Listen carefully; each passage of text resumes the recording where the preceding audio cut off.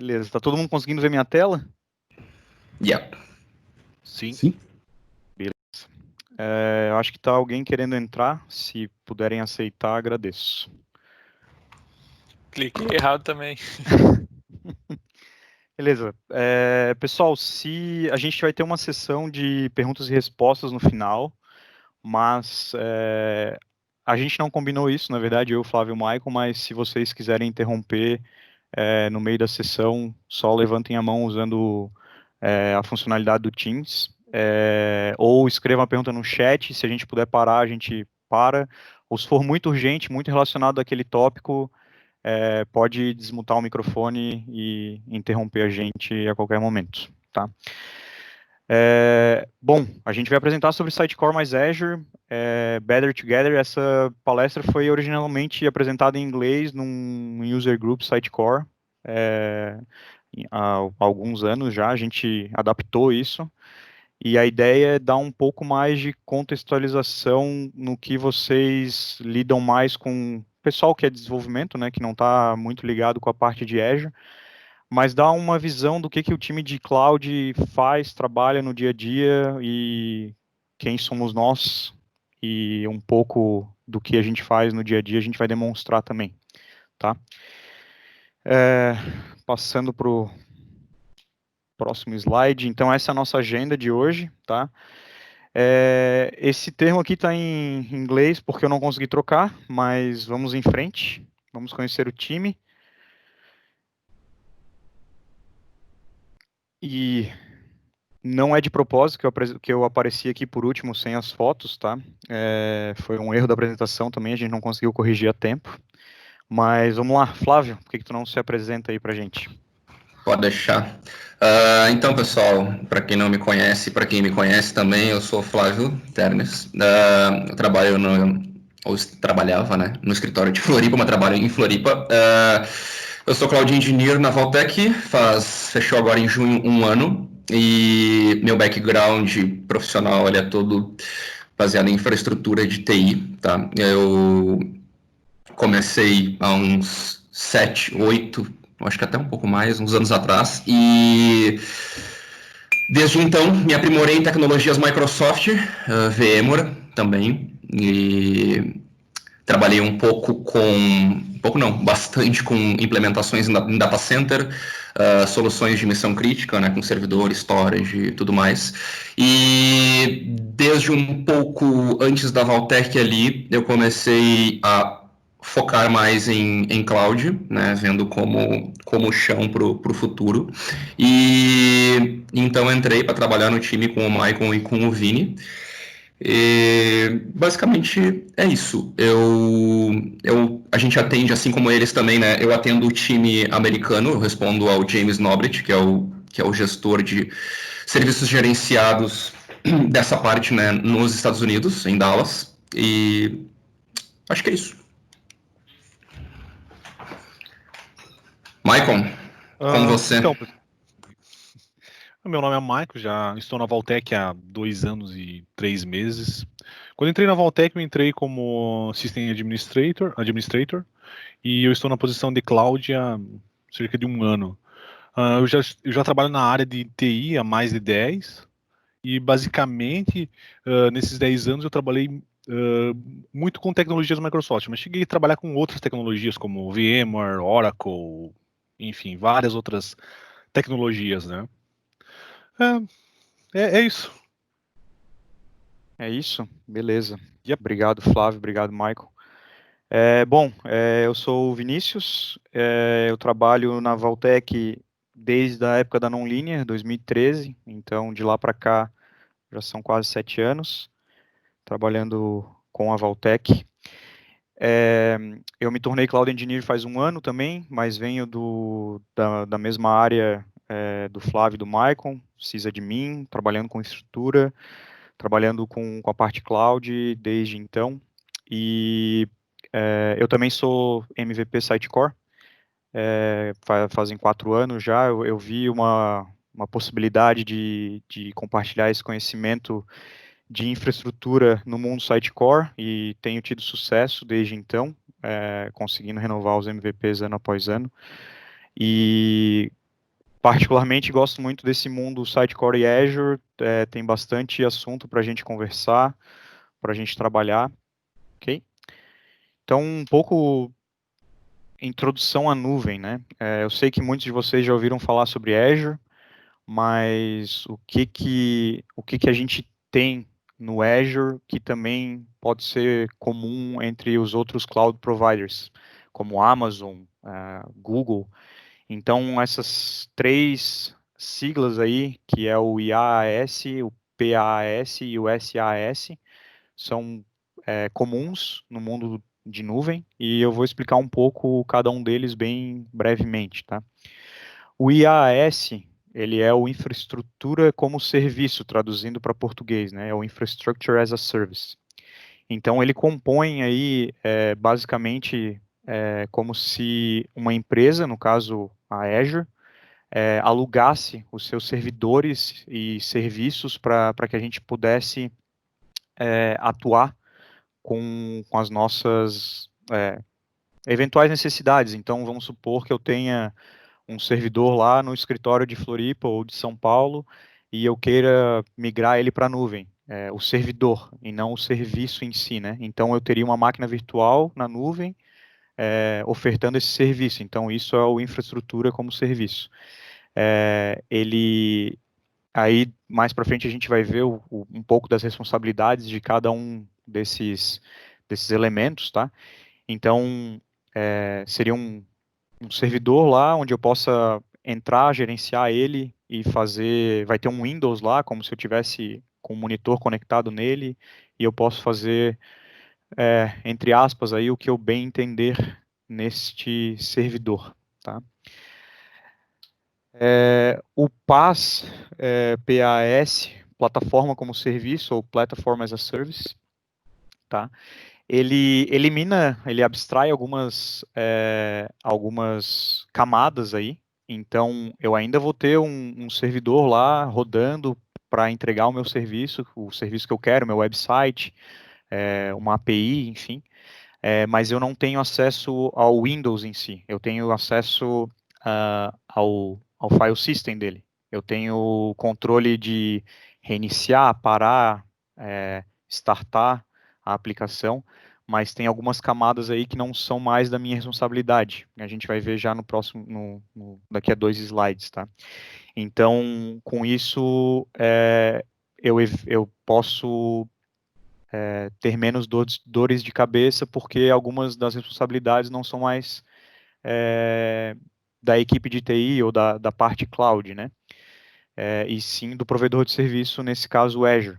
Então a gente tem vários serviços disponíveis nesse sentido, que vão desde aplicações, como App Services da Microsoft no Azure, como SQL Server como serviço, onde tu tem um SQL, os bancos, tu ainda consegue acessar os bancos diretamente, fazer queries, etc., mas tu não tem mais o gerenciamento do sistema operacional, né? Então, ao mesmo tempo que tu consegue gerenciar, tu não é mais responsável por aquilo que está rodando ali, né? Assim como a aplicação de patches e, enfim, N outras coisas.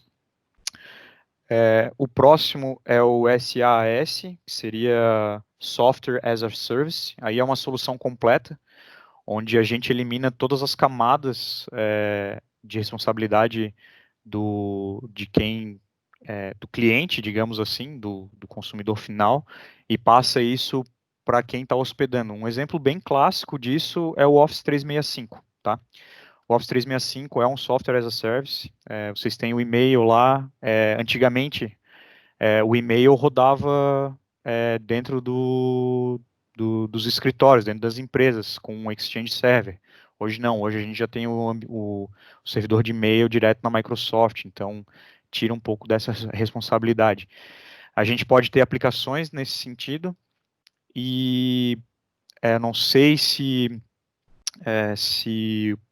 o pessoal ficou sabendo, mas no último simpósio foi comentado que próximas versões da Sitecore vão ser disponibilizadas como software as a service. Então, ainda está um pouco obscuro de como que isso funcionaria, mas a Sitecore já está trabalhando com uma equipe de engenheiros para contratar pessoas que trabalhem diretamente com isso, que deem suporte para essa aplicação, e vai ser basicamente um software assim de prateleira. Tu vai lá, eu quero um Sitecore, e aí tu tem acesso ao CM lá e tu começa a entrar, fazer a entrada de conteúdo, teu site vai ficar disponível e vai funcionar dessa forma para Sitecore em breve, tá?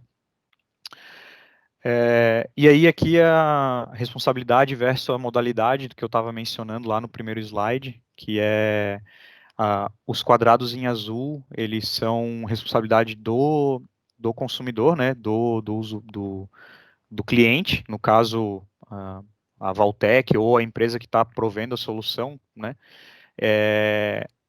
e os quadrados em cinza, eles são da responsabilidade da Microsoft, fazendo, usando a relação, a possibilidade que vocês estão utilizando o Azure, e nesse caso seria o Azure. Então, on-prem, a responsabilidade é toda, desde a aplicação até a rede, ela é do pessoal da infraestrutura, dos cloud engineer, digamos assim. Infraestrutura como serviço já muda um pouco, né? Então, aplicação, data, runtime, middleware, sistema operacional, ele já fica de responsabilidade de quem tem o recurso lá instalado. Então, como eu estava explicando lá, tu vai ter acesso ao Windows, que é o sistema operacional, e tu vai ter que fazer as atualizações, tu vai ter que cuidar do que está rodando, das aplicações que está rodando lá. E passando para o plataforma como serviço, as aplicações são tua responsabilidade e os dados, o resto é tudo com Azure. E no software como serviço, aí o que vai determinar aqui, no caso da Microsoft para o Office 365, tu não precisa se preocupar com nada. Apesar de que os dados aqui é meio subjetivo, né?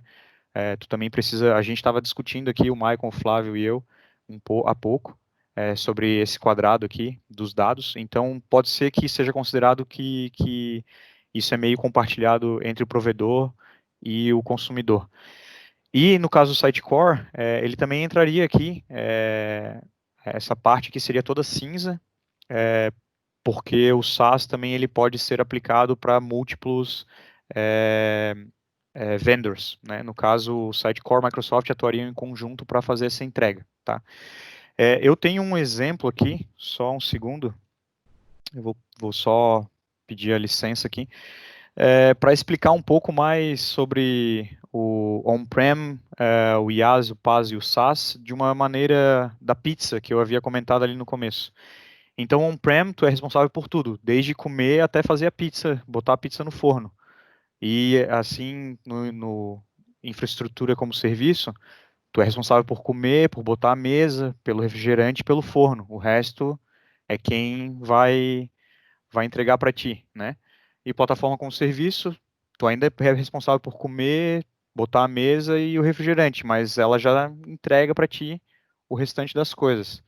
E o software como serviço, provavelmente esse item aqui é bem provável que seja o teu dado, né? Que ele não fique inteiramente de responsabilidade do provedor de serviço, tá? Então, só para trazer um pouco do contexto aí de pizza para esses sabores de nuvem que a gente explicou.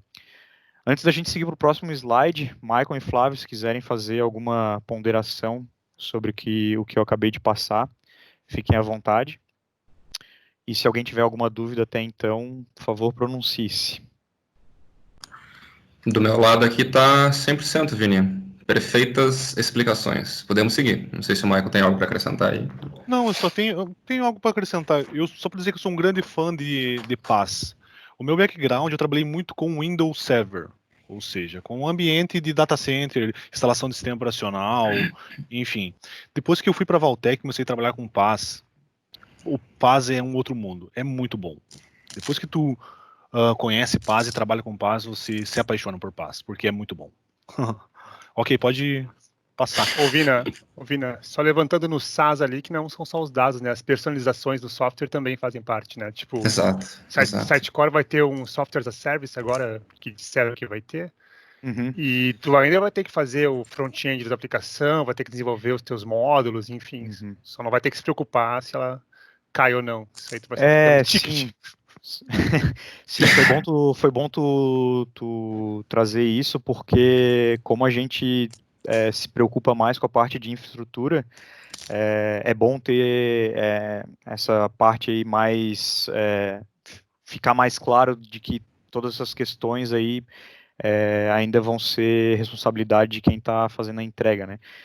Porque quando foi falado do Sitecore se tornar SaaS, pelo menos com quem eu conversei, tá? Gerou uma preocupação, tá? Como é que isso vai funcionar?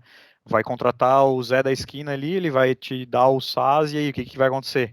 Não precisa de desenvolvedor, não precisa de front-end, não precisa do cara de cloud. Como é que isso vai funcionar na prática, né?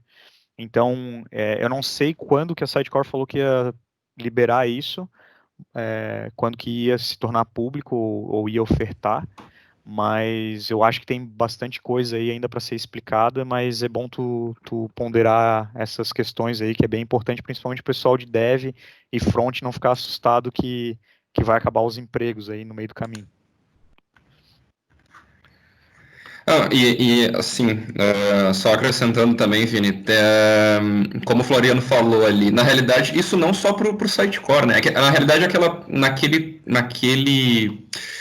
naquele desenho ali das responsabilidades tá um pouco abrangente demais ali, aquele quadro da Microsoft na parte de SaaS, que nem tu comentou enquanto estava explicando, né, que na parte de dados ali a gente divergiu um pouco aqui, enquanto preparava a apresentação.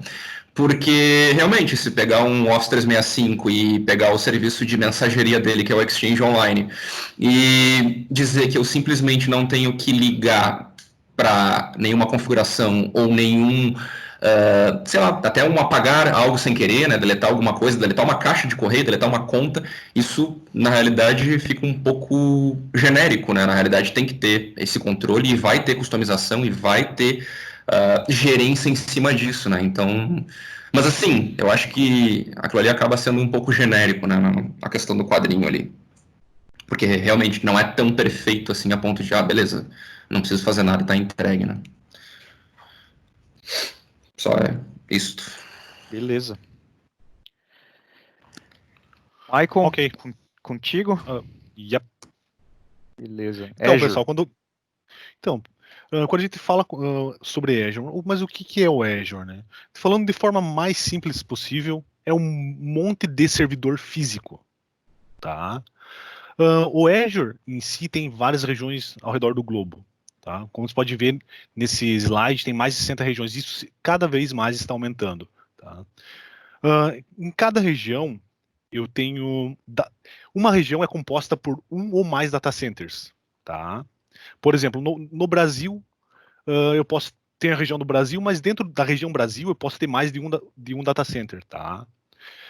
Isso para todas as regiões. Não é todas as regiões que tem isso, mas em geral pode ter de um a mais data centers, tá?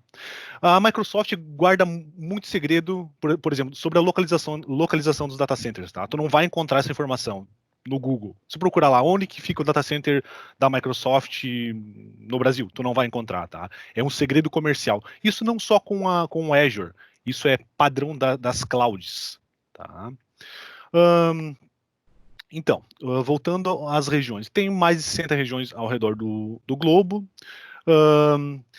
Tem regiões que tem o conceito de Availability Zone, que é o conceito de ter um ou mais data centers. Tá? Quando tu faz um projeto utilizando Azure, você pode seguir algumas práticas e algumas recomendações da Microsoft. Por exemplo, de ter as suas aplicações em múltiplas regiões ou ter a sua aplicação utilizando a Availability Zone, que seria dentro de uma região, ter a sua aplicação ser espalhada entre os data centers, tá? São várias boas práticas de arquitetura de um sistema. Uma mais básica possível é onde que eu vou disponibilizar onde que eu vou disponibilizar a minha aplicação? Por exemplo, se o foco dos meus clientes é Brasil, não faz sentido nenhum fazer o deploy, por exemplo, no Japão. Tu vai fazer o deploy dos teus recursos no Brasil. Tá? Isso é só um exemplo, tá? Porque, por acaso, tu fazer um deploy no Japão, tu vai ter problema de latência devido à distância, tá? É isso, pode passar, Vini.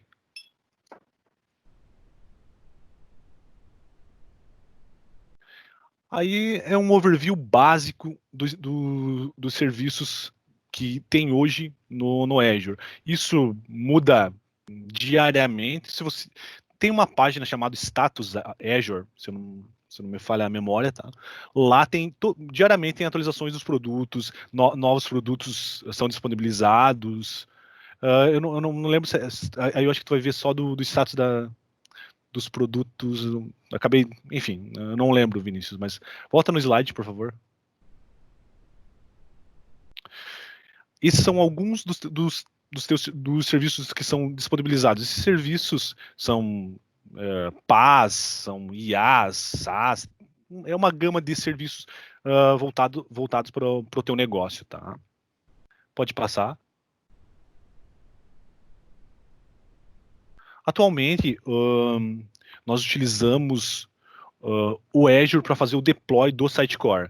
Basicamente, nós temos duas opções quando pensamos em fazer o deploy no Azure, utilizando o Sitecore. Utilizar PaaS ou utilizar IaaS. Por padrão, a partir do Sitecore 9, é PaaS. Não há por que instalar um ambiente IaaS. Eu não quero ter a responsabilidade de, por exemplo, de gerenciar updates do Windows. Não faz sentido. Tá? Então, a recomendação é utilizar o PaaS. Como todo mundo sabe, o Sitecore é uma solução .NET, tá?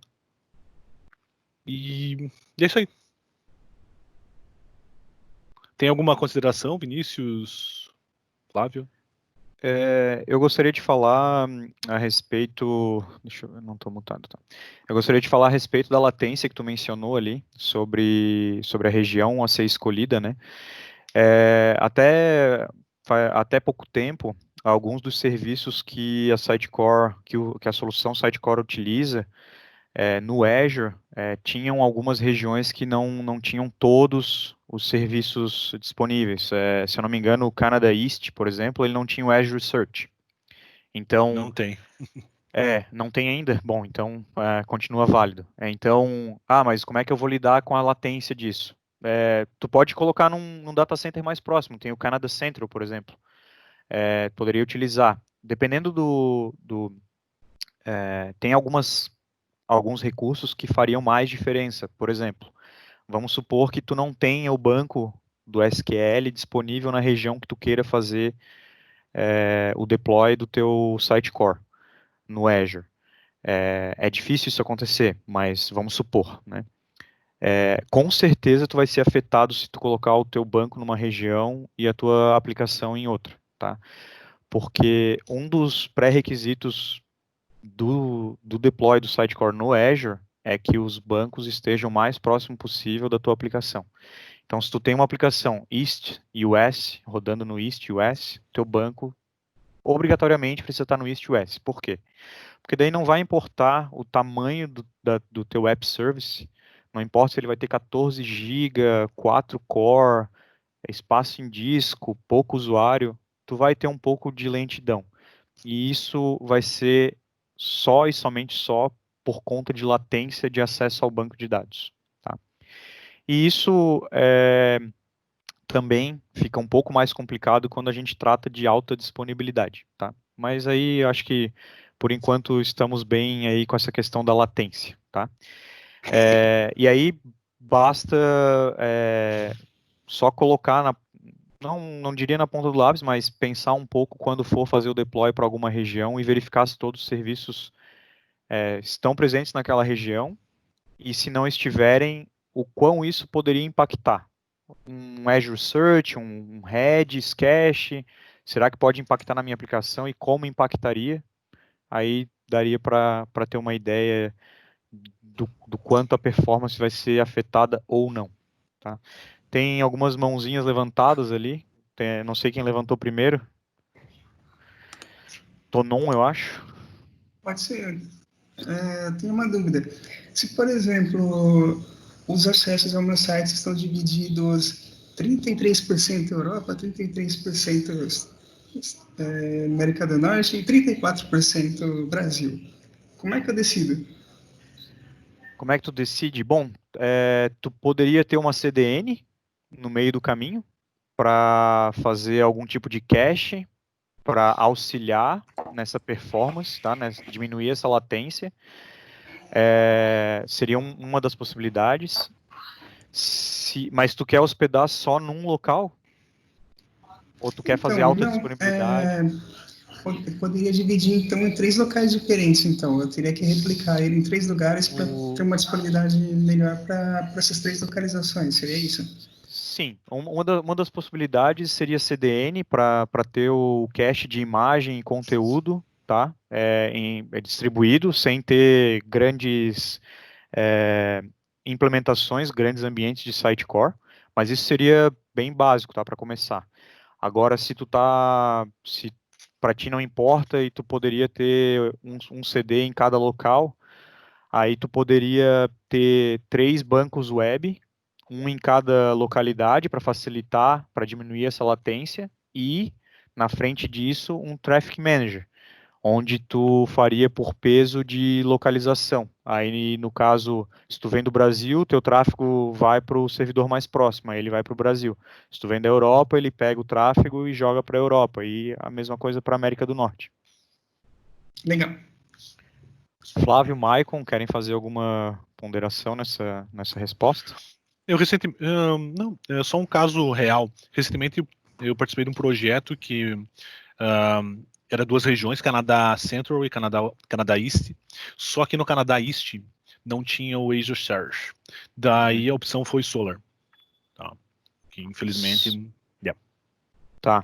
Legal. Um exemplo. Uhum. Flávio, algum comentário? Eu ia adicionar, na realidade, nessa questão daí do Solar, né, que de repente, tá, mas então, beleza, eu tenho tudo em nuvem lá, e aí não vou usar Azure Search, porque não está naquela localidade, né, não tem disponível, então, beleza, mas o Solar, como é que eu faço, né, eu tenho lá no Marketplace do Azure, alguma coisa assim, não. Pelo menos, né, a gente normalmente faz o quê? A gente passa de volta para o IaaS, no caso, né, no infraestrutura como serviço, faz o deploy de uma ou geralmente mais VMs, né? Se forem mais, a gente coloca um balanceador de carga na frente e instala, no caso, Solar dentro de máquina virtual, né? Uma máquina virtual Windows, por exemplo, eu vou ter uma ou mais máquinas ali e o Solar vai ser, né, no caso, a feature de pesquisa, indexação que vai ser usada, mas aí a gente vai ter IaaS por baixo disso, né? Legal. Eu teria replicações híbridas, então, né? Porque tenho 2, sei lá, por exemplo, 2 servidores que estão com SaaS e um servidor que está com IaaS. Isso, seria híbrido a tua solução. Exatamente. Isso tudo, desculpa, Vini, isso tudo se conversa e em termos de conectividade, em termos de integração entre elas, a tecnologia ali no meio, para o Azure, ele enxerga protocolo que está passando, no caso, claro, dependendo da solução, né? Mas conectividade, tudo vai ter IP, vai ter DNS, vai ter uma URL da mesma forma que tem IaaS, PaaS, enfim. Então, essa solução híbrida conversa normalmente sem qualquer problema, assim. Muito... Pode falar, Tonon. Eu ia falar, quando eu faria uma espécie de espelhamento entre os bancos de dados, né? No Azure, essa performance desse espelhamento, ela seria, assim, bacana, mesmo estando nessa distância tão longa? Na verdade, o que aconteceria... Bom, para os CDs, tu teria o web, né? Então, talvez na hora de publicar, tu teria algum problema, alguma latência, porque tu vai estar do master, né? Indo para um web que está distribuído. Isso 3 webs diferentes, então tu teria 3 publishing targets lá. Web Brasil, Web Estados Unidos, América do Norte e Web Europa. Então, a hora que tu for fazer a publicação, talvez tu sinta alguma latência na demora de fazer a publicação. Até onde eu penso, mas que pode ser resolvido por um publishing service, que pode acelerar um pouco mais as coisas. Sim. Vocês já tiveram algum caso de ter um custom DB também nessa situação? Um custom DB para Por alguma exemplo, integração? por exemplo, salvar um formulário. Gravar os dados do formulário, ter um banco só para um banco customizado. Não gostaria de gravar em itens do Sitecore, né? Gostaria de uma estrutura banco de dados relacional padrão, né? Só que aí eu tenho que distribuir ela também entre os servidores. Seria uma espécie de espelhamento entre eles, né?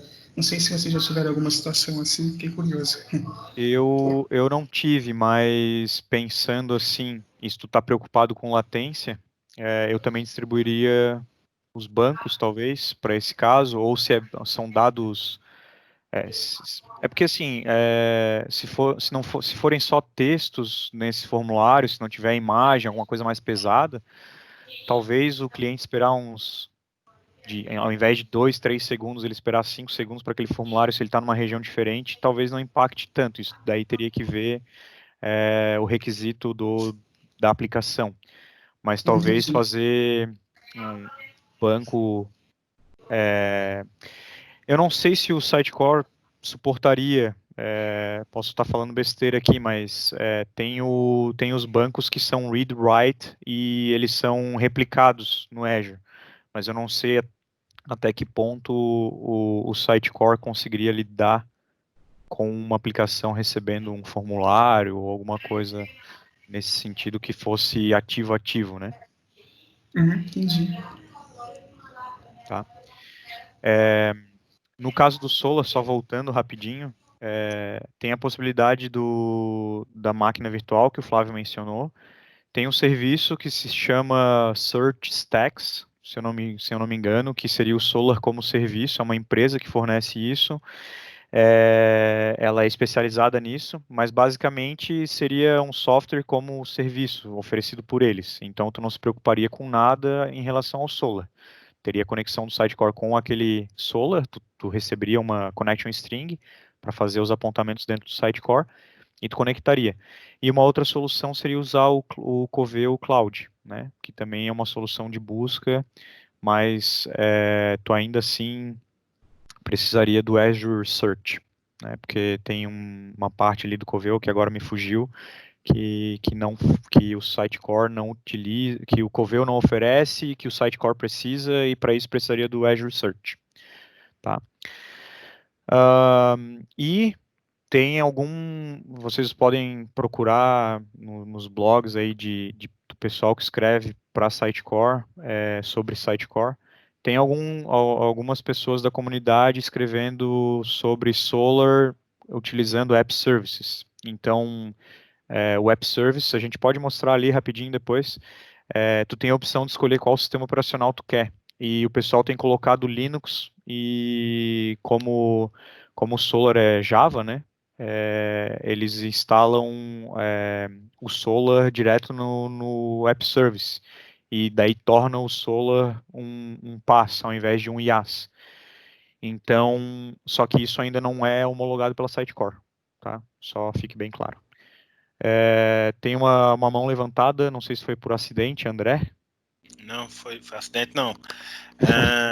Eu sei que tu não se lembra, mas só para pontuar que seria interessante a gente saber essa limitação do Coveo, né? Até para a gente saber sugerir ou dessugerir o Coveo, dependendo do cenário. Tá, entendi. Sim, isso é bom pontuar porque foi uma descoberta que a gente fez num dos projetos, tá? E acabou que impactou na escolha do Coveo, mas o cliente daí optou por usar o Azure Search. Daí aconteceu com outro cliente que falou que queria usar o Coveo, e aí, numa das conversas que eu tive com o Anderson, eu levantei essa questão também, tá? Então, é bem interessante ficar ligado nesses requisitos. Às vezes são algumas coisinhas que a gente acaba pegando com a prática mesmo. Aconteceu 2 vezes já. Então é bom ficar bem esperto nisso. Beleza, vou cobrar aí qual que é a limitação. Ah, beleza. Eu não lembro agora de cabeça, mas eu vou pegar aqui. Quando o Flávio estiver apresentando, eu pego aqui. Tranquilo. Elias também não foi por acidente, essa mãozinha levantada? Não foi. Eu tô num projeto que tem justamente esse setup, que usa o Coveo e o Azure Search. Quando foi implementado, eu não sei se teve alguma limitação física do Coveo, mas o maior peso para a gente tomar essa decisão de fazer a implementação mista foi o custo. Porque o Coveo, o custo dele por requisição, acabaria excedendo muito mais se a gente fosse colocar, por exemplo, o Banco Master, Banco Web, Banco Core, tudo nele. Então, esses bancos utilizados internamente para o Sitecore, a gente deixou no Azure Search.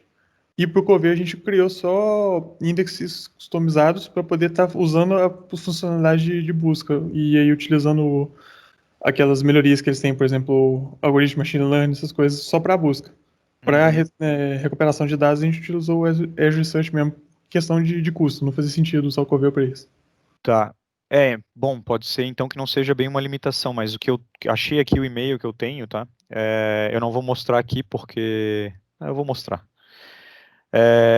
O Azure Search nós precisamos ter o Azure Search porque o Coveo não é um substituto para Content Search. Eu não sei se ele não tem essa funcionalidade ou se pode ser questão de custo de ter o Coveo para utilizar com Content Search. Aí é uma pergunta que eu gostaria de ter respondida e eu vou procurar mais a respeito, tá? Eu também não sei detalhe, mas pelo que eu trabalhei aqui, eu acho que você não conseguiria utilizar a API do Sitecore, a Sitecore Content Search, para poder estar conectando direto com o Coveo, mas você poderia fazer as queries manualmente. Ah, tá. Mas aí isso impactaria também em trabalho, né? Sim, claro. Tá, entendi. Custo de desenvolvimento e custo de plataforma. Uhum. Beleza. Obrigado, Elias, pela informação. Beleza, então vamos passar para o próximo slide, que são os recursos. Flávio? Sim.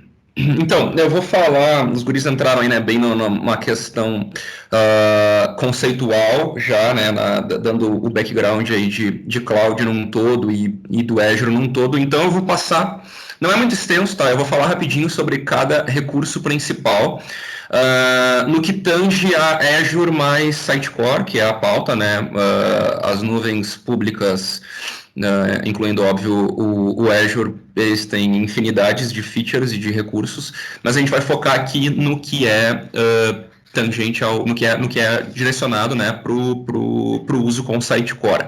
Então, assim, basicamente, e aí depois também, colocando um parênteses, quando finalizar e passar por todos os recursos, a gente depois tem uma demo, então eu já vou usar isso aqui para um gancho, e na demo eu já começo a mostrar na prática como fica o Sitecore em plataforma como serviço, né, em PaaS, dentro do Azure, tá? Então, assim, a gente vai ter Resource Groups, que, como o nome diz, né, são grupos de recursos, são unidades, são grupos lógicos para a gente aglomerar recursos para um mesmo fim. Então, assim, vocês vão ver depois que a gente vai ter, dentro do modelo que a gente usou de instalação do Sitecore, a gente tem um Resource Group para os App Services, no caso, para os aplicativos, né, as Web Apps em si, com todas as roles do Sitecore, e mais algumas features básicas. A gente vai ter um Resource Group separado para o SQL, um outro para uma conta de automação, que a gente precisa rodar algum script, e dentro de uma delas, eu acho que é no de base, que é o do SQL, a gente vai ter também os cofres de senha e credenciais, né, que a gente faz a proteção usando o Key Vault, que é, como o nome diz, né, um cofre de chaves dentro do Azure para gerenciamento de credencial, certificado e tudo mais, de uma forma segura, né, sem passar texto plano nem nada. Então, assim, grupo de recurso é isso, é um grupo lógico para aglomerar recursos de um mesmo fim. App Services ali são as web apps propriamente ditas, né? São, por exemplo, o CD, ele é um web service, o CM é outro, e assim por diante. Um web service está incluído dentro de um web service plan, né, de um plano de web service, que é uma camada abaixo que vai definir, no caso, a alocação de recurso para os app services que estão dentro daquele plano. Então, eu posso ter vários app services dentro de um mesmo plano, um para cada. Nesse caso, vocês vão ver ali depois que a gente vai ter um app service com todas as roles de Sitecore, todas as web apps ali dentro, porque como a gente estava fazendo um teste e tudo mais, o custo em si, ele sai, né, de acordo com o tier que eu estiver no meu App Service Plan. Isso quer dizer o quê? O quanto de recurso que eu estou alocando, recurso computacional, CPU, memória, enfim. De App Service eu acho que é isso.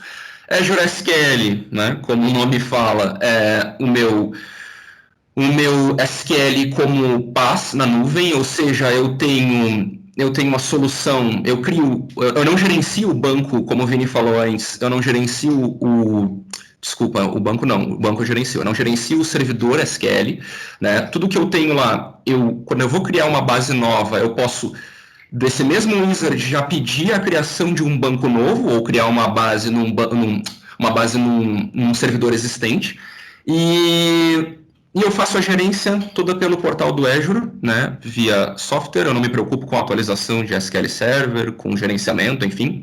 Tá tudo numa camada só de plataforma, mas, claro, eu tenho gerência das bases em si e de algumas features do servidor de banco, como acesso, eu tenho como fazer restrições e tudo mais.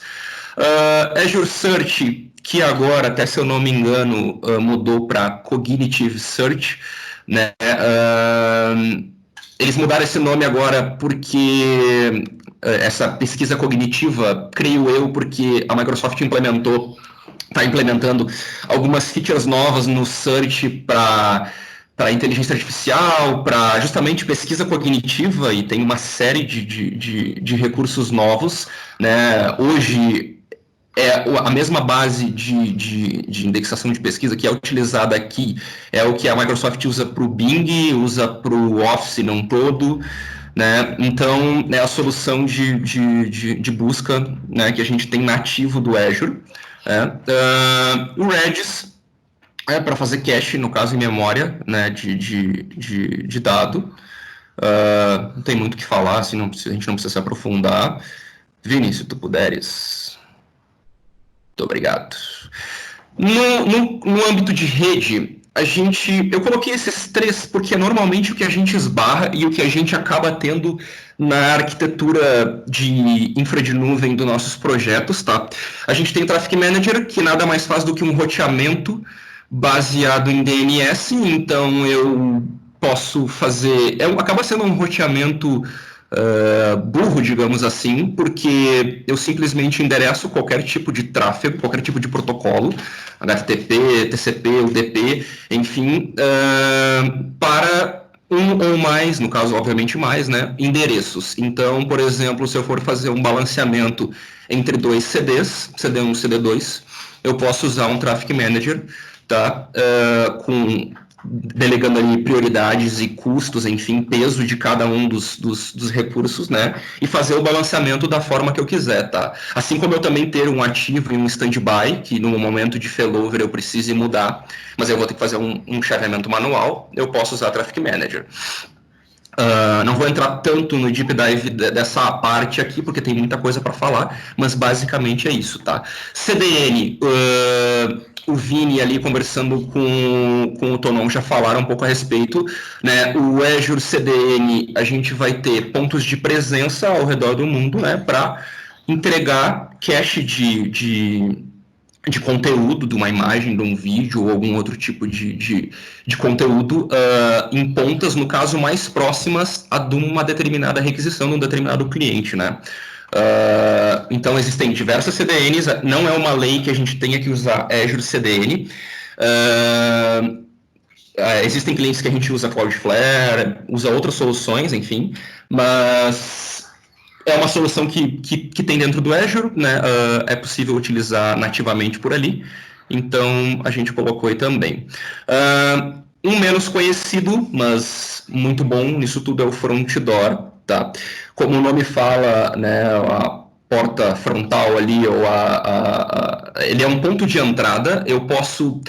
E aí que eu faço um comparativo, e embora a gente possa utilizar eles dois juntos, o Traffic Manager e o Front Door, a gente acaba às vezes fazendo uma escolha por questão de custo, né?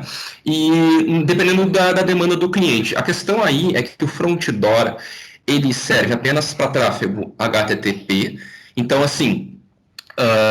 ele vem com uma série de recursos de Web Application Firewall, o WAF do Azure, né, em que a gente pode criar políticas de proteção de acesso, proteção contra ataque, contra injection, exploit, de qualquer natureza, assim. Ele tem uma série de recursos de segurança, né, e ele funcionaria como uma ponta de entrada lá no início de tudo, de quando o cliente acessa, né, como o ponto primário, fazendo um filtro, e um outro ponto do front door, assim como o Traffic Manager também, ele é distribuído globalmente. Eu não defino uma região para o front door que nem os outros recursos que os guris falaram.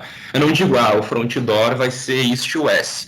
Não, o front door ele é global, e isso é muito bom, porque diminui latência, ele não é, bem dizer, uma CDN, tá? Ele tem recursos de cache que podem ser utilizados, mas ele funcionaria melhor em conjunto com uma CDN. O ponto é que o fato dele estar distribuído globalmente, a gente tem diminuição de latência, tá? E, inclusive, quando a gente vai provisionar pela primeira vez o front door, ele fica um bom tempo instalando, né, ou seja, porque ele distribui esse recurso ao redor do mundo todo, em todos, ou quase todos os data centers da Microsoft, do Azure.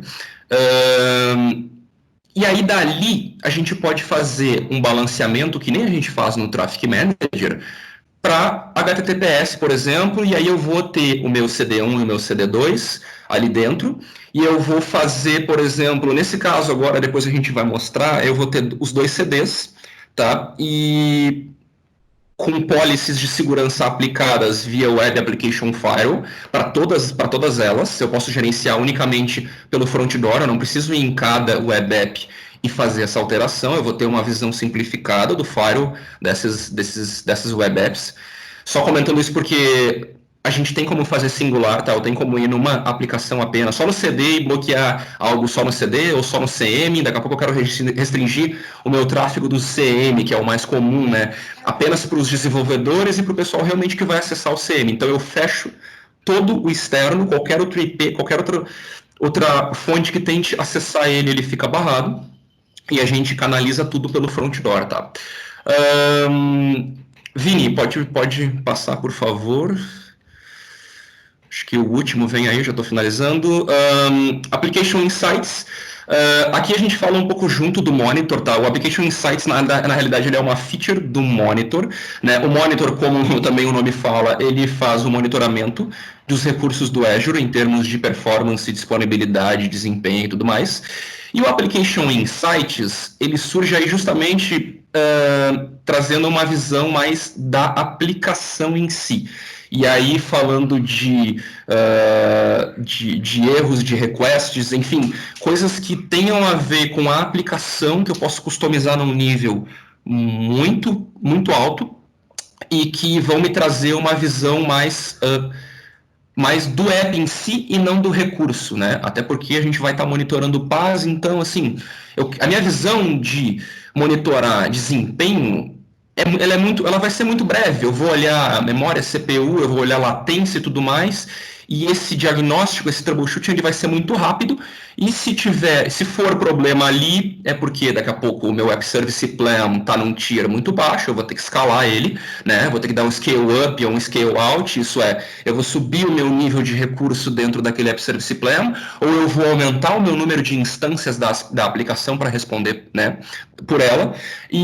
Mas se eu cair para dentro de um problema na aplicação, quem vai nos dar justamente, como o nome diz, os insights disso, é o App Insights, tá?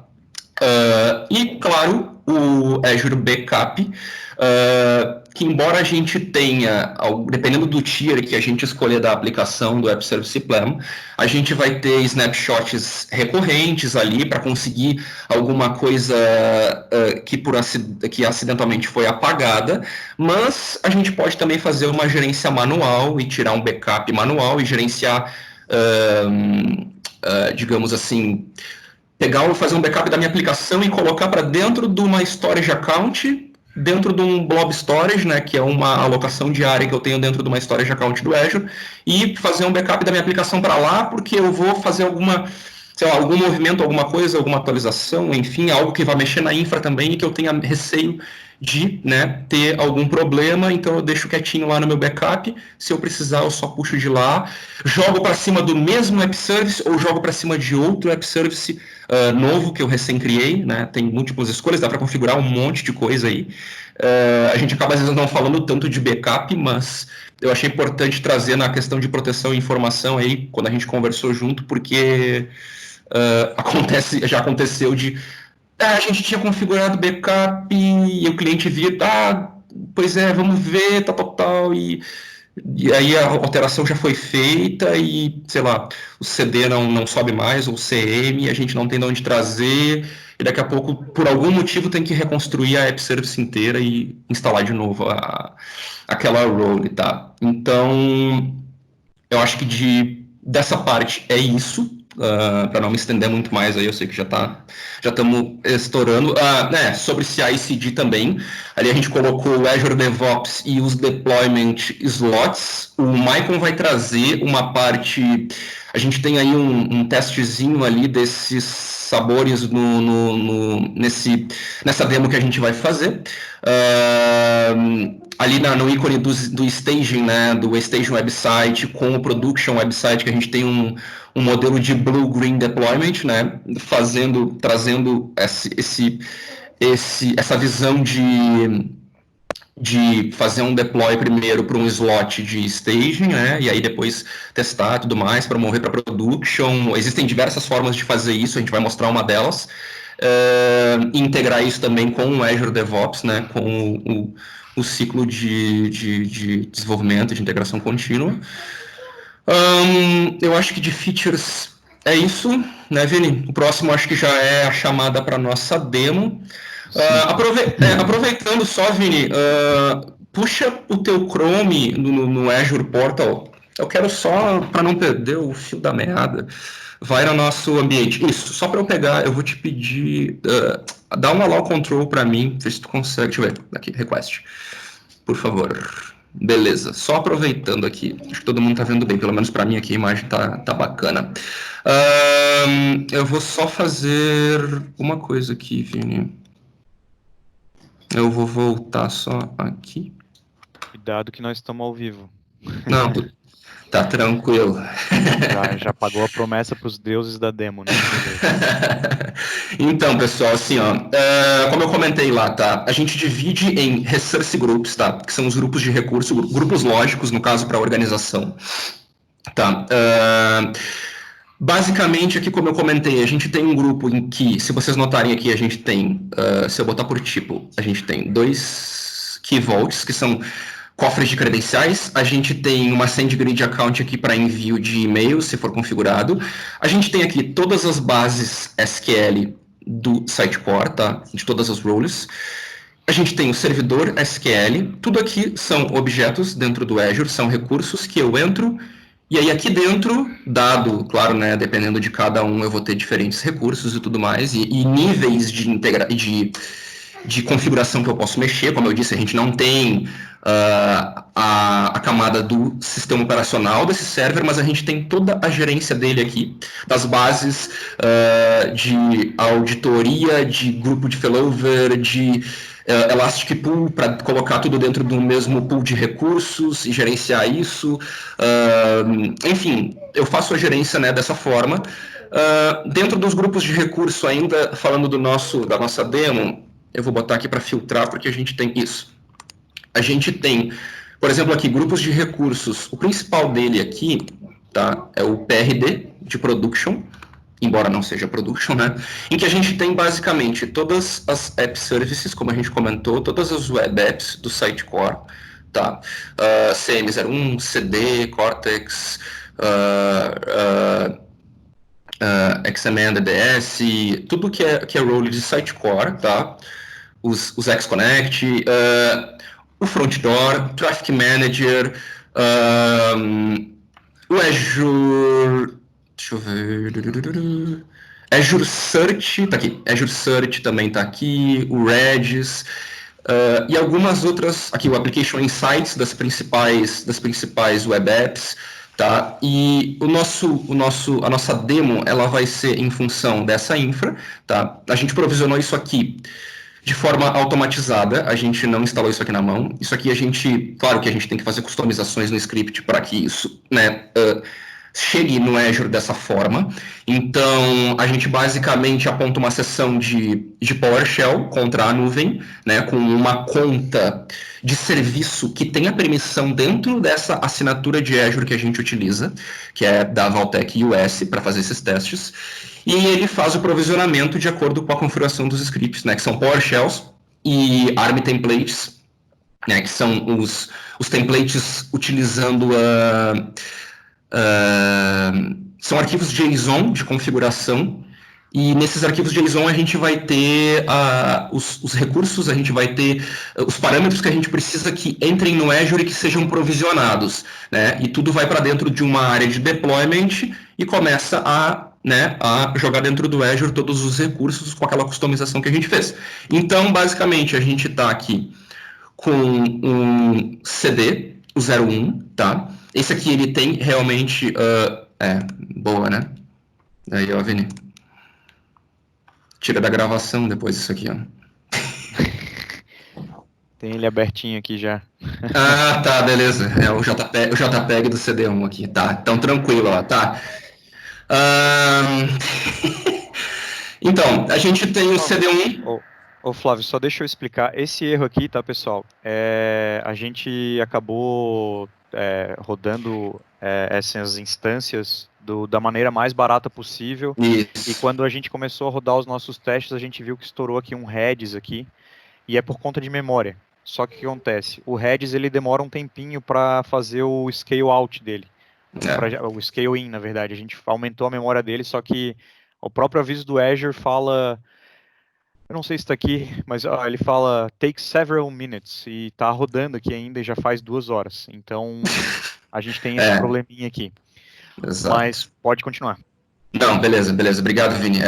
Não ia entrar no detalhe ali, mas sim, é isso mesmo, tá, gente? Como o Vini falou, a gente teve que esgoelar recurso ali para não queimar realmente muita grana no Azure, tá? Esses recursos, isso é um ponto sempre a decidir entre Azure Search e outra, né? E os recursos em si que a gente vai utilizar ao redor, porque não entrando no mérito aqui, mas nuvem é cara, né? Eu costumava brincar que nuvem é brinquedo de criança rica, porque a gente tem que ter um controle muito grande, a gente tem que ter o Azure em si, a gente não colocou isso lá, mas o Azure nos disponibiliza muita ferramenta de billing, de controle de custos, que a gente pode ter todo um gerenciamento com trigger, com alerta, com limites de alocação e de quanto de grana vai gastar. Então a gente deixou tudo o mais enxuto possível aqui para poder mostrar, só que deu esse pepininho aqui do Redis, de vez em quando dá esse problema, mas como eu disse, o CD1 está no ar, tá? A gente subiu também, e aí ele separa aqui num grupo de recursos separado, um CD2.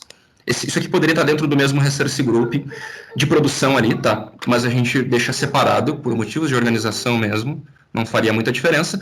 CD2, ele está dessa forma, isso aqui é só uma paginazinha, um HTML, a gente não instalou Sitecore aqui, não fez deploy aqui, porque questão de tempo também, mas ele está no ar, está funcionando, é só para a gente mostrar depois, né, o chaveamento. Então, assim, ó, antes do Michael entrar ali rapidão em CI e CD, eu vou só me concentrar na parte principal aqui, já finalizando aqui, que eu já sei que eu já me estendi demais. Eu criei um front door, tá? Como eu disse aqui, o nosso portão de entrada, tanto para proteção, para firewall, quanto até por que não balanceamento, tá? Então, assim, ele tem uma interface bem amigável, em que a gente tem um domínio de front-end, que aqui a gente fez um teste, launchinglearn.azurefrontdoor.net, tá? A gente pode adicionar aqui, no caso, isso aqui poderia ser o nosso portão de entrada, para daqui partir para todo o resto, por CDs, por exemplo. Então aqui eu poderia ter um custom domain, DNS aqui, validado no meu DNS, no caso da minha companhia, em que eu teria aqui o meu site.com, e ele responderia e encaminharia para esse front door, e do front door a gente vai cair para os backends dele, tá? Que vão ser aqui, por exemplo, o CD1, o CD2. Eu coloquei uma prioridade maior no CD1, então o meu tráfego vai ser aqui majoritariamente encaminhado sempre, na realidade, como é prioridade, sempre para o CD1, ou eu poderia trabalhar com o peso aqui para definir, e aí eu teria realmente um load balancing, né, aqui definido pelo peso. Tá? Mas aqui eu quero prioridade, que é para, se eu desligar, esse aqui, ele vai sempre encaminhar para o CD1, se eu desligar ou se eu tiver uma perda de resposta aqui no CD1, ele me joga para o CD2.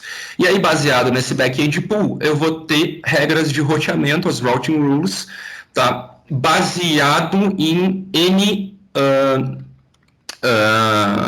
condições, enfim, que eu posso criar aqui dentro. A gente fez tudo bem básico, tá? É só, no caso, uma regra de roteamento, encaminhando para o back-end dos CDs, testando se está saudável, se não, ele encaminha para o outro. Bem básico mesmo, mas, como eu comentei, tem regras, tem policies de firewall que eu posso colocar aqui e acrescentar. Eu poderia aplicar uma policy aqui que eu tinha criado, policy launch and learn, ADD, e essa policy vai me dar uma série de regras gerenciáveis para tudo que é tipo de proteção contra ataque, contra intrusão, contra, que nem eu comentei, um injection de SQL, de PHP, enfim, e N outros aqui, né?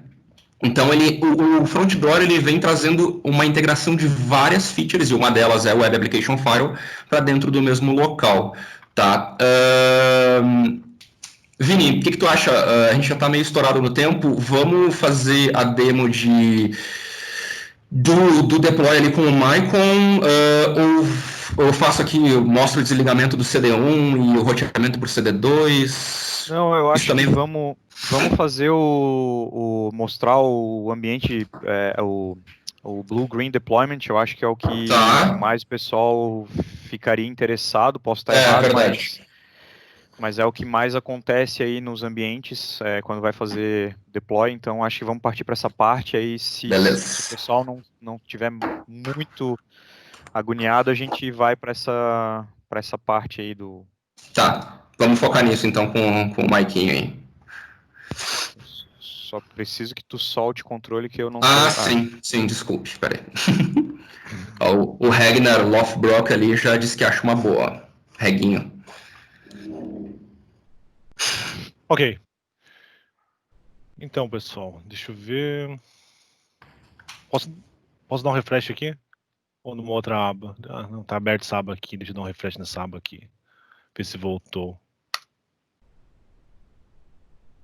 Enfim. Bom, acho que de qualquer forma, dando erro ou não ali, o que tu vai demonstrar, a gente vai ver que, né? Sim. Beleza. Ok, pessoal. Aqui eu tenho o CD, o Content Delivery, e uma das funcionalidades quando tu utiliza um App Service num plano Standard ou Premium é o Deployment Slots. Tu pode ter N slots. Aqui tem um slot que eu chamei de Staging.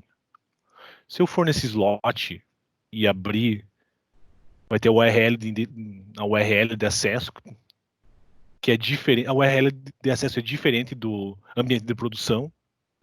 Como pode ser observado aqui, tem um staging. Se eu clicar aqui no staging, vai abrir um projeto muito avançado em .NET que eu criei. Tá? Isso está vivendo no slot. O que eu farei? Eu vou fazer um switch.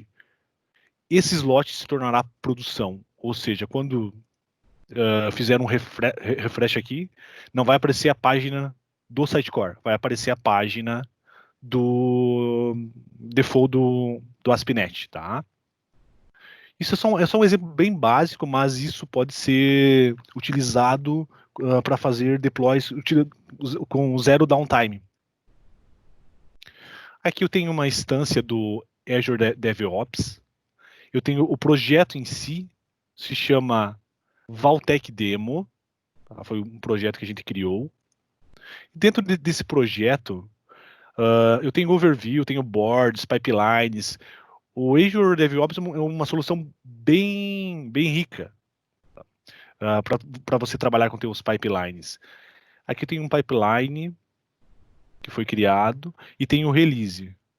No release que eu farei o deploy e farei o switch. Tem uma tarefa dentro desse release que faz o switch para mim.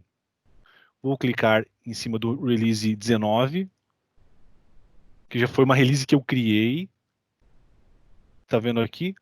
Não, essa release está com o gatilho manual, mas tu pode fazer isso tudo automatizado. Eu vou clicar em deploy. Deploy. Isso demora 2 a 3 minutos. Bom, Maicon, se tu não se importa, voltar ali na página do Azure, onde tu estava mostrando o slot ali, tá? Bom, em todo caso que mesmo a gente tendo esse problema, é bom que pode acontecer no mundo real, né? A ideia o Maicon tá fazendo ali o deploy para fazer o switch do slot de staging e vai fazer essa troca do que está em produção hoje no endereço que está dando aquele erro para a aplicação que está rodando o ASP.NET ali, que ele mostrou ali para vocês também. O que pode acontecer no mundo real é você só tem um CD e o CD está dando pau, só que no slot de staging tu ainda tem o teu sitecore lá rodando com uma versão antiga ou uma versão que esteja funcionando. Nada impede de tu fazer o swap ali para que a aplicação volte para o ar e tu consiga trabalhar e ver qual o problema está acontecendo para manter a aplicação no ar, tá? Não é o mais recomendado, mas é uma das formas que tu pode encontrar quando tu tiver algum tipo de problema. Então, a gente poderia muito bem fazer isso manualmente ali, depois a gente mostra como é que faz, mas é um caso real, não pode acontecer num ambiente de produção, por exemplo. Caso tu tenha um CD só e tu trabalhe com essa questão, com essa parte do slot. Então, a ideia é que os dois slots, o de produção e o staging, e por favor, não confundam com produção, staging, QA, esse tipo de nomenclatura, tá? Esse slot é de staging, mas tu pode dar qualquer outro nome para ele. É um slot secundário, digamos assim. Tu tem o slot primário e o secundário. O secundário, ele vai ter também o código do sitecore para justamente tu ter essa habilidade de fazer essa troca da aplicação. Eles têm file system separados, como vocês podem ter notado, né? O Michael mostrou que no slot de staging está mostrando a aplicação .NET que o Maicon desenvolveu ali, a super avançada. E no outro ele está dando erro, então são file systems independentes, tá? Eu particularmente em projetos, eu gosto de recomendar 2 CDs. Ok, o slot é uma possibilidade, mas caso ocorra uma falha grave numa aplicação, o slot também vai parar. Tá? Então, o recomendado é ter 2 CDs. Eu tô só fornecendo uma saída aí. Sim. Então, fez o deploy, agora vamos lá. Aí. Dá um refresh aí nesse endereço aí, Mas vamos ver. É meio lento. Lento? Eu clico ali pra ti. Clica pra mim. Só um pouquinho. Vocês podiam usar o endereço do meu front door ali, né? Pra mostrar que, poxa. Então, aí a gente pode ver que funcionou o que o Maicon fez. Eu né, não estava Maicon? mentindo. Sim. Não estava mentindo. Queres mostrar como é que volta pro erro? Ou deixamos assim? Eu acho que tá bom, né? Também já passamos bastante da hora, né? Passamos 11 minutos aí, mas enfim. se o pessoal Não sei se o pessoal tem alguma pergunta, enfim. também, pode ser. Acho que vamos fazer o seguinte, vamos só Ô, demonstrar. Vinícius, volta lá no slot fazendo um favor. Só um detalhe que a gente acabou não comentando é que tu também pode ter um slot e distribuir o tráfego. Pode colocar 50%. Uhum. Ali na sua direita tem o tráfego, tu pode distribuir isso também, tá? Ah, legal. E se eu der um refresh aqui, ele vai... Não, é isso aí. Né? É isso mesmo. Agora, se tu for clicar no slot, abre o staging e abre o URL do staging, tu vai ver que vai ter o sitecore. Ou o erro, né? Vamos Ou tá aguardar carregando pra ver. ainda, né? Ó, aqui ele já abriu o sitecore. Se vocês observarem, a URL está diferente, staging. Isso, aqui, ó. Tá. Eu acho que daí a última questão aqui, que eu acho que, Flávio, eu vou tomar aqui a tua frente por conta do mouse aqui, que também é Toca a um pouco ficha, mais toca a demorado, ficha. tá? A gente tem o Traffic Manager aqui, que o Flávio estava falando.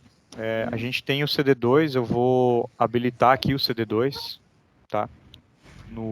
Que também pode ser feito pelo Azure DevOps, trabalhar com o Traffic Manager, fazer com que o CD2 assuma enquanto está fazendo o deploy para o slot lá, e antes de fazer o switch, ele joga o CD2 para o ar e É vice-versa. só carta e miniatura.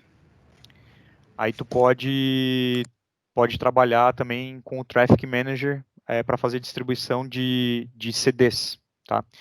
Então, assim, ele está checando aqui o checkpoint, mas a ideia é que ele apareça aqui online e a gente, ao acessar essa URL aqui, ele comece a acessar o CD2, tá?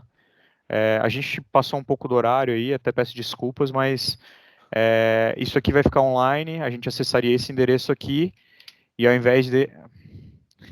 Ele está já tentando jogar aqui para o CD1 que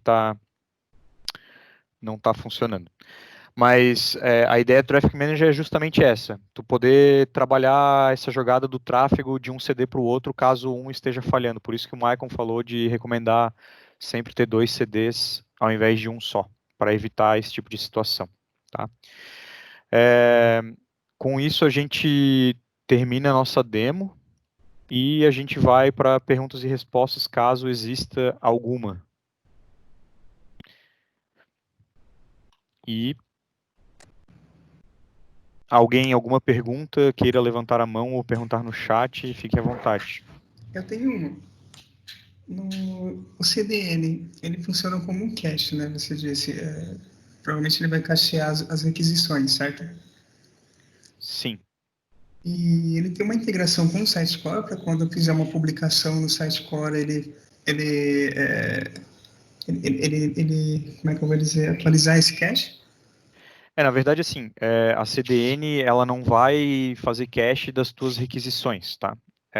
Ela vai fazer cache do conteúdo em si. Então, uma imagem, um vídeo, o que tu pode fazer daí, a CDN é um mundo particular daí, tá? Dentro da CDN, seja no Azure, seja no Cloudflare, seja no Akamai, enfim, tu vai ter um painel de configuração onde tu vai poder configurar por quanto tempo vai durar o cache de determinado conteúdo ou de determinado URL, se tu quiser fazer por URL. Vamos supor que tu faça do teu site inteiro, tonon.com.br. O site todo vai estar na tua CDN. Se tu quer que expire a cada 6 meses, tu pode fazer. Ou tu quer a cada 24 horas, aí a cada 24 horas ele vai buscar uma nova versão, digamos assim, da tua página. Eu fiquei curioso porque eu conheço tenho experiência com a Akamai, né? Na Akamai você consegue colocar uma política lá, publicação do Sitecore e tal, ele faz essa renovação. Então fica bem integradinho. Aí eu fiquei curioso se o CDN também faria isso. É uma boa pergunta. Podemos ir atrás e responder isso em algum momento. Só um detalhe. É possível utilizar no Azure o Akamai também. Quando tu cria uma CDN, tu pode escolher lá, não, quero utilizar a Akamai. A Akamai em si eu tive a oportunidade de trabalhar, é uma solução assim bastante completa, porque CDN em si é um outro mundo, tem várias particularidades de um CDN. Tem um site chamado CDN Planet. Lá tem muita informação bacana sobre CDN. É um mundo à parte. É um mundo à parte. legal. Agora, sobre essa integração, eu realmente eu desconhecia. É bom a gente saber também para saber para possíveis soluções para outros clientes. É uma Sim, boa. o Akamai tem, o pessoal da Bayer usa bastante. No caso, eles têm um parceiro que chama Mindshift, né? Que faz esse Uhum. trabalho com eles. Ah, legal, legal. Beleza. Robson, E aí, pessoal, tudo bem? e aí? Primeiro, parabéns aí pela palestra aí, muito boa, muito conteúdo interessante. Minha dúvida é uma dúvida, assim, acredito até um pouco superficial. Há muito tempo atrás eu tive contato, assim, com o SQL do Azure, né? E ele tinha algumas limitações em relação a um banco de dados relacional, tradicional do SQL, né? On-premise.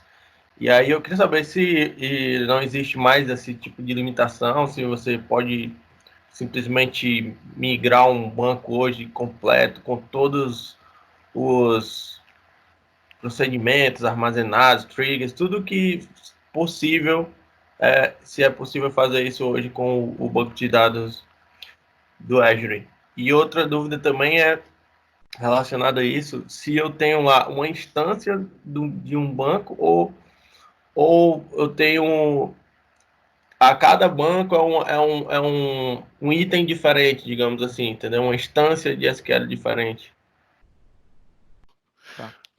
Posso tentar responder? Pode? Tá, Vontade. falando sobre o SQL em si. Na verdade, tu não vai pegar uma base de dados que você não sabe se funciona e jogar no SQL, no Azure SQL. O procedimento é, a Microsoft tem um utilitário chamado SQL Data Migrator. Esse é o caminho. Primeiro você tem que saber se vai suportar ou não. Quando você utiliza esse utilitário, ele vai fazer uma checagem no banco e vai falar se é compatível ou não. A gente não tem essa resposta. Vai funcionar. O procedimento é baixar um utilitário chamado Data Migrator, executar e ver qual que é o resultado. Tá? Em relação ao número de instâncias isso a gente, sinceramente, eu nunca encontrei, pelo menos eu não lembro de ter lido sobre isso. Mas a Microsoft em si garante essa SLA dos bancos de dados.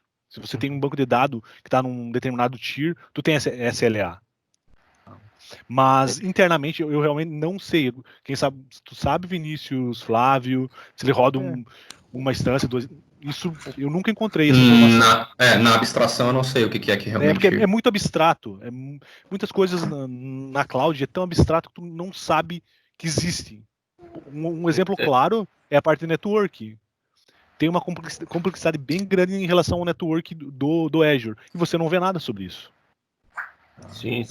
Eu acho que eu tiraria pelo fato de tu acessar o teu SQL com um endereço único. Então, por detrás ali, e tu tem o SLA em conjunto com isso, né? Então, basicamente, eu imaginaria, tem um Traffic Manager ali, um Load Balancer, que vai me direcionar para as instâncias que a Azure tem para garantir que meu SQL vai estar sempre ali disponível para mim. Então, eu imagino que seja mais de uma instância. Não, eu falo mais no sentido de, tipo assim, se eu crio uma VM, entendeu, com o SQL, e eu tenho uma instância lá do SQL, eu posso criar N bases, entendeu, de SQL. E nesse caso aí, eu não sei como é que seria, se cada base é um preço, entendeu, e é mais caro, mas tem a questão da disponibilidade, que é bem melhor, né, por funcionar independente. O que funciona é o seguinte, a hora que tu instala uma máquina virtual e tu coloca um SQL, o Azure identifica isso, tá? E ele vai começar a te cobrar pelo SQL que tu tá rodando lá. Isso. Então o preço da máquina já vira outro, tá? Aí tu pode brincar lá, botar quantos bancos tu quiser dentro do SQL. Em relação ao Azure SQL, aí tu também pode ter quantas bases tu quiser. Só que tu tem um limite de storage, tá? E tu tem um limite de DTUs, que é a unidade computacional que eles calculam quanto tu está utilizando para aquele banco específico, caso tu... para aquele banco em específico. E aí, tu tem essa limitação. Aí cada base é tratada de forma diferente. apesar de estar no mesmo SQL Server do Azure. Entendi. Não sei se eu fiz entender. Entendi. Uma outra possibilidade, mas isso é, o que tu tá falando, a gente acaba não utilizando no dia a dia na Valtech, porque quando a gente instala o Sitecore, isso é tão, imagina, não se preocupa com as databases, tá? Mas para clientes muito grandes que têm dezenas de databases, uma opção que tem no Azure é utilizar o SQL gerenciado.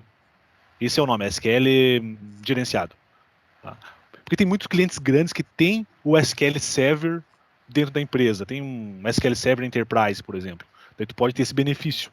Mas há casos e casos. Hoje, como eu falei, é muito abstrato. A gente não precisa se preocupar com as bases de dados do Sitecore. A gente instala e configura DTU e não se preocupa mais. Eu vou compartilhar que eu tive um problema no passado com um banco específico, mas não sobre triggers, que nem tu está comentando, Robson. Eu tive um problema para um cliente que eu fui transferir ele para o Azure e ele ainda usava máquina virtual, daí no caso, né? E aí a gente ia passar o banco para o Azure SQL. O que aconteceu foi que o banco deles não era compatível. Aí teve que acontecer uma migração no on-prem deles, do banco da versão X lá, eu acho que era 2014, eu acho, 2012 para 2014, e aí do 2014 a gente pôde fazer a transferência para o Azure. Mas se tu utilizar essa ferramenta que o Maicon comentou e fazer essa verificação, é bem provável que tu poupe um pouco dessa dor de cabeça, porque na hora que eu subi o banco, o que eu descobri. E aí que eu tive que ir atrás do que teria que ser feito e tal. E o caminho inverso também, tá? Se tu tem um SQL Management Studio mais velho, hoje em dia já não acontece tanto. E tu traz um banco do Azure, ele reclama, ó, a tua versão do SQL Management Studio não é compatível com o banco que tu tá querendo trazer. Então tu tem que atualizar o teu SQL na tua máquina também. Tem custo de licença esse tipo de atualização? Se for on-prem, sim. On-prem, tu vai ter que arcar com essas atualizações, né? No Azure, as coisas acontecem automaticamente, né? A não ser que tu use a instância gerenciada ali que o Maicon comentou. Mas também já está incluso no preço, eu acredito. Então, provavelmente ele gastou com uma licença só para atualizar, para depois fazer a migração, né? Que geralmente quem tem SQL rodando em casa, ou comprou uma licença, né? Que permite atualização, ou é parceiro Microsoft, ou é verdade. Aí a gente vai começar a devagar muito, assim, gastando licença. Sim. Geralmente, para atualizar a licença, não é o mesmo preço da licença cheia, então acaba não sendo o mesmo custo lá do início, quando ele comprou pela primeira vez, né? Entendi. Bacana. Mais alguma dúvida?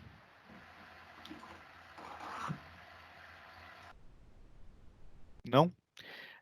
Eu queria agradecer o Robson também por agradecer por a gente apresentar esse pequeno bate-papo aí que a gente teve, essa apresentação do Azure, tá?